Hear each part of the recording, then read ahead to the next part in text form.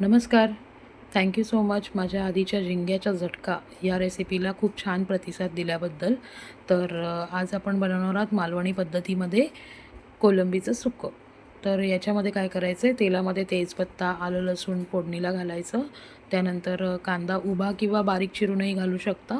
कांदा थोडा मऊ झाल्यानंतर मग टोमॅटो घालायचा आहे आणि वाफेवर शिजवायचं थोडंसं पाणी घालून. म्हणजे अगदी ते छान मॅश होऊन जातं, एकमेकांमध्ये एकजीव होऊन जातात. आणि त्याच्यानंतर मग आपल्याला हळद, लाल तिखट, मालवणी मसाला, कांदा लसूण मसाला, मीठ आणि थोडासा मी काळा मसाला पण ॲड केला आहे. तर हे सगळं घालून घ्यायचं आहे. थोडी कोथिंबीर ॲड करायची. आता जर तुम्हाला बटाटा हवा असेल तर तुम्ही बटाटा आधी घालून एक वाफ काढून घ्या आणि मग प्रॉन्स याच्यामध्ये घाला. प्रॉन्सला काही मॅरिनेशन नाही आहे. आणि मग थोडंसं पाणी घालून त्याला वाफेवर शिजवून घ्या.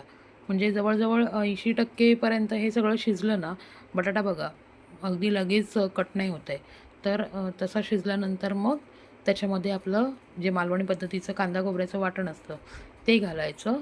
जेवढं पातळ किंवा जेवढं सुकं हवं असेल तेवढं पाणी घालायचं, कोकम घालायचं आणि वाफेवर मस्त शिजू द्यायचं एक 5-1 मिनटं. आणि नंतर मग ओपन करून त्याच्यावरती तुम्ही कोथिंबीर गार्निश करा आणि सर्व्ह करा भात, भाकरी, चपाती कशाही बरोबर. तर enjoy. Thank you so much.